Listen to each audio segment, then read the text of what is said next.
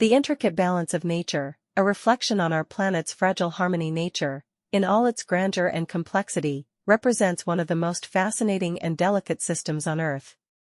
From the tallest mountain peaks to the deepest ocean trenches, our planet's ecosystems are interconnected in ways we still struggle to fully comprehend. Yet, despite our limited understanding, it has become increasingly clear that the harmony of nature is fragile and easily disrupted by human interference. This essay seeks to explore the intricate relationships within the natural world, the consequences of environmental neglect, and the imperative role humans must play in preserving the ecological balance. The web of life, interconnected ecosystems. At its core, nature operates through a vast web of life, where every organism, no matter how small or seemingly insignificant, plays a part in the functioning of its ecosystem.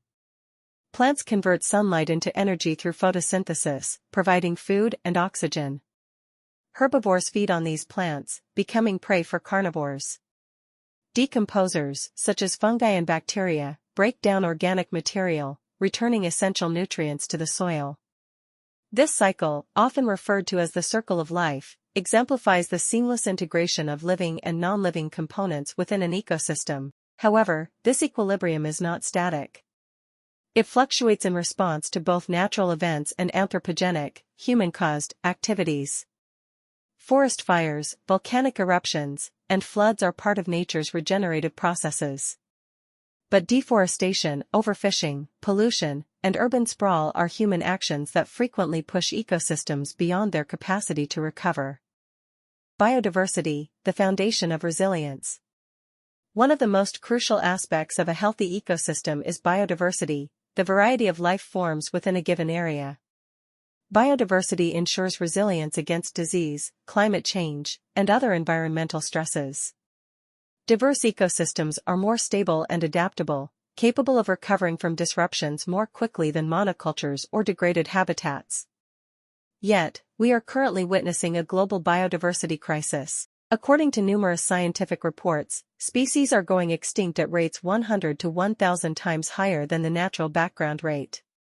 This mass extinction is primarily driven by habitat destruction, pollution, invasive species, and climate change. The disappearance of even a single species can have cascading effects, disrupting food chains and weakening ecosystem functions. The role of climate and natural cycles. Another vital component of nature is the climate system, which regulates temperature, precipitation, and seasonal cycles. The Earth's climate has historically shifted through natural processes such as volcanic activity, solar variation, and orbital changes. However, in recent decades, the influence of greenhouse gases, particularly carbon dioxide and methane, has dramatically accelerated global warming. This warming impacts nearly every ecosystem. Glaciers are melting, sea levels are rising, and weather patterns are becoming increasingly unpredictable. Coral reefs are bleaching, forests are drying out and becoming more susceptible to fires, and polar species are losing their habitats. These changes not only threaten the survival of countless species but also endanger the human communities that depend on stable climates for agriculture, water, and shelter. Human impact, the paradox of progress. Ironically, many of the advancements that have improved human life, industrialization, mechanized agriculture, mass transportation, are also responsible for degrading the natural environment. Deforestation for timber and agriculture leads to soil erosion and reduced carbon sequestration. Plastic pollution contaminates oceans and harms marine life. Air and water pollution affect not only animals but also human health. Modern society often views nature as a resource to be exploited, rather than a system to coexist with. This utilitarian mindset, though effective for short-term gains, has long-term consequences that are becoming impossible to ignore. There is an urgent need for a paradigm shift, one that recognizes the intrinsic value of nature and the importance of sustainable living. The moral and ethical responsibility. Beyond the scientific and economic arguments, there lies a deeper ethical dimension. Do we, as the most intellectually advanced species, not bear a moral responsibility to protect the planet that sustains us? Indigenous cultures have long viewed nature with reverence, treating rivers, forests, and animals as sacred entities rather than commodities. Perhaps it is time modern society re-embraces this worldview. Environmental ethics urges us to consider the rights of future generations. What kind of planet are we leaving behind for our children and grandchildren? Will they inherit thriving forests, clean air, and abundant wildlife, or a barren, polluted world teetering on collapse? Solutions and hope, a path forward. Despite the grim realities, there is hope. Around the world, people are taking action. Reforestation projects, renewable energy innovations, and sustainable agriculture practices are growing in popularity. Movements like Fridays for Future, led by young activists, are raising global awareness and pressuring governments to act. International agreements such as the Paris Climate Accord demonstrate that cooperation is possible, though their implementation must be more rigorous and binding. Moreover, technology can be a powerful ally. Satellite monitoring helps track deforestation and illegal mining.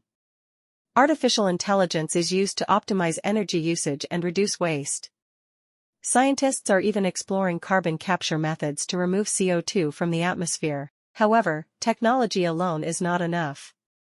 Education plays a crucial role in shaping attitudes toward nature.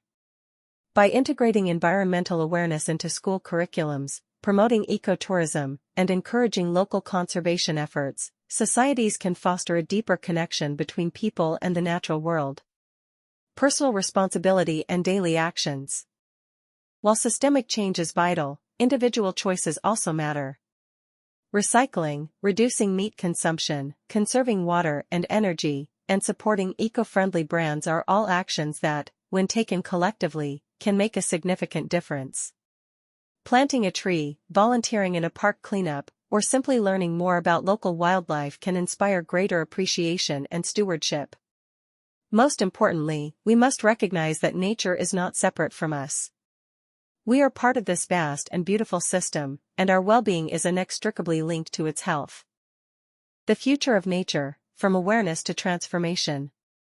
In the face of undeniable ecological decline, it is not enough to simply acknowledge the problem. The preservation of nature demands a profound transformation, not only of industries and policies but of values, lifestyles, and the human sense of identity.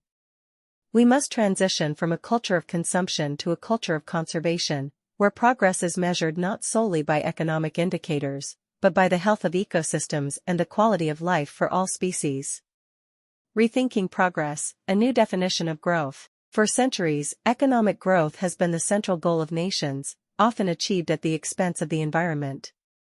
Forests have been raised to expand cities. Rivers have been dammed to generate power. Mountains have been blasted for minerals. Yet this narrow concept of progress ignores the long-term costs, biodiversity loss, climate instability, and social inequality. We must begin to redefine what it means to thrive as a society. True development should aim for sustainable prosperity, meeting human needs while preserving the integrity of the natural systems that support life. This requires integrating ecological limits into economic planning and acknowledging that infinite growth is not possible on a finite planet. Models such as the circular economy, which emphasizes reusing resources instead of constantly extracting and discarding them, offer a path forward. So does degrowth, a controversial but thought-provoking concept that suggests reducing unnecessary production and consumption in wealthy nations to create a more equitable and ecologically balanced world. Green cities and urban sustainability. Over half of the world's population now lives in cities, a number that continues to rise. Urban areas are responsible for the majority of carbon emissions and resource consumption.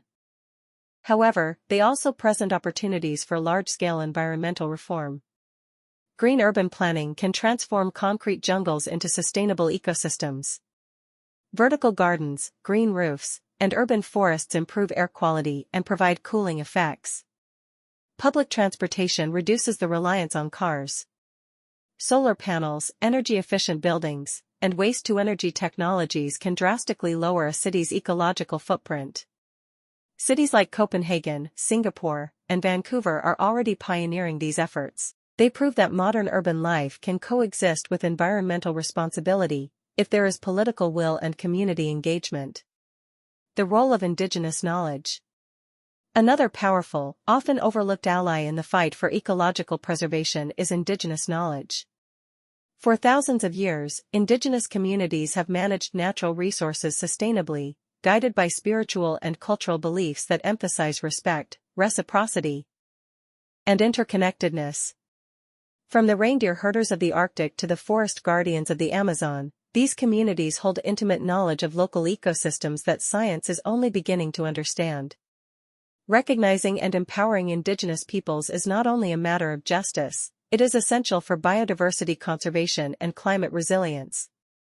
However, these communities are frequently marginalized, their lands threatened by exploitation and their voices ignored in global dialogues. Protecting their rights is a vital step toward a more inclusive and effective environmental movement. Technology as a double-edged sword. While technology has undeniably contributed to environmental degradation, it also holds immense potential for restoration. Precision agriculture, for example, minimizes waste by using data to optimize planting and irrigation. Drones can monitor deforestation and poaching.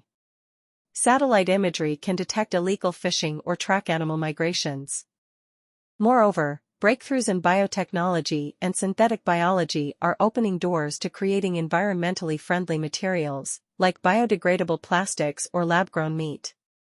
Renewable energy technologies, solar, wind, hydro, and geothermal, are becoming more efficient and affordable, offering clean alternatives to fossil fuels.